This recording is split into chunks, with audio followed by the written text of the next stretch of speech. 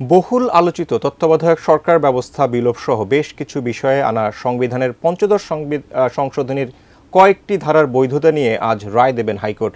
এই মুহূর্তে হাইকোর্ট প্রাঙ্গণে আছেন সহকর্মী জাবেদ আক্তার। বিস্তারিত জানতে সরাসরি যুক্ত হচ্ছে তার সঙ্গে। জাবেদ, আজকে রায় ঘোষণা করার কথা, ইতিমধ্যেই কিন্তু রায় ঘোষণার কার্যক্রম কি শুরু হয়েছে? আপনার মাধ্যমে এখনকার অবস্থা জানতে চাই।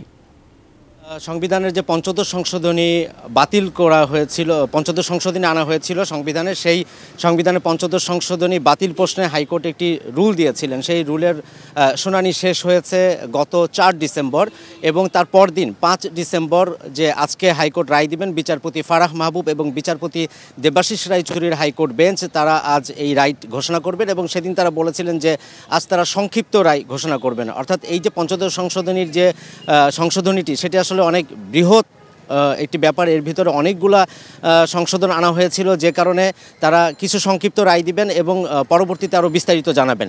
আপনাকে একটু জানাই যে সংবিধানের পঞ্চদশ সংশোধনী সেটি আসলে আপনারা একসময় জানেন যে তত্ত্বাবধায়ক সরকার ব্যবস্থা বাংলাদেশে ছিল এবং তত্ত্বাবধায়ক সরকার ব্যবস্থার মধ্য দিয়ে 3টি নির্বাচন হয়েছিল।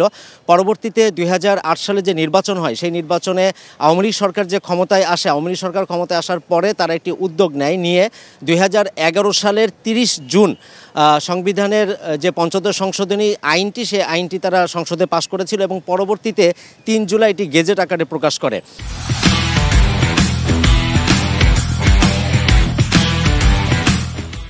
এবং এর আগে তারা হাইকোর্টের আপিল বিভাগের একটি রায়ের মাধ্যমে যে তত্ত্বাবধায়ক সরকার ব্যবস্থা আনা হয়েছিল, সেই তত্ত্বাবধায়ক সরকার ব্যবস্থা আনা হয়েছিল সংবিধানের ত্রয়োদশ সংশোধনীর মাধ্যমে।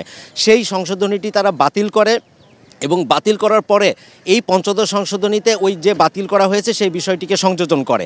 এবং এর বাইরে পঞ্চদশ সংশোধনী আরও কয়েকটি বিষয় খুবই গুরুত্বপূর্ণ। সেটি হচ্ছে যে যদি কেউ সংবিধান বহির্ভূতভাবে রাষ্ট্র ক্ষমতা দখলের চেষ্টা করে, তাহলে তার বিরুদ্ধে রাষ্ট্রদ্রোহের অভিযোগ আনা হবে এবং একই সাথে রাষ্ট্রদ্রোহের মামলায় সর্বোচ্চ শাস্তির বিধান যুক্ত করা হয়েছিল এই সংবিধানের পঞ্চদশ সংশোধনীতে। এর বাইরে আরও কয়েকটি বিষয় আছে যে জীববৈচিত্র্য রক্ষার জন্য অতিরিক্ত বিধান যুক্ত করা হয়েছিল।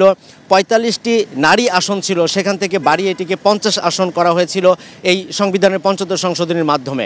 এছাড়া ধর্মনিরপেক্ষতা এবং ধর্মীয় যে স্বাধীনতা, সেই বিষয়টিকে সংযোজন করা হয়েছিল এবং আমাদের রাষ্ট্রের যে 4টি মূলনীতি, জাতীয়তাবাদ, সমাজতন্ত্র, ধর্মনিরপেক্ষতা, এই যে 4টি মূলনীতি রয়েছে, সেই 4টি মূলনীতিকেও কিন্তু এই সংবিধানের পঞ্চদশ সংশোধনীর মাধ্যমে সংযোজন করা হয়েছিল। এছাড়া বঙ্গবন্ধু শেখ মুজিবুর রহমান, তাকে জাতির জনক উপাধি দিয়ে যে সংশোধন করা হয়েছিল, সেটিও এই পঞ্চদশ সংশোধনীর মাধ্যমে সেখানে সংযুক্ত করা হয়েছিল। এবং এর পাশাপাশি ওই সময় আরও কতগুলো বিষয়, যেমন বিচারপতিদের যে বিভিন্ন অপসারণ বা বিচারপতিদের পদোন্নতি, এই সমস্ত বিষয়গুলোও কিন্তু এই সংবিধানের যে পঞ্চদশ সংশোধনী, সেই সংশোধনীতে আনা হয়েছিল।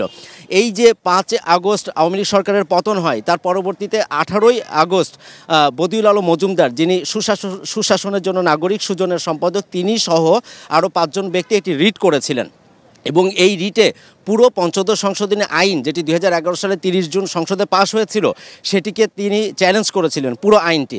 এবং এর পাশাপাশি আরেকজন নওগাঁর রানীনগরের নারায়ণপুরের একজন বাসিন্দা, যিনি বীর মুক্তিযোদ্ধা মোফাজ্জল হোসেন, তিনিও একটি রিট করেছিলেন। তিনি অবশ্য পঞ্চদশ সংশোধনীর 17টি ধারা, সেই ধারাগুলোকে তিনি চ্যালেঞ্জ করেছিলেন, আর বদিউল আলম মজুমদার পুরোটিই করেছিলেন।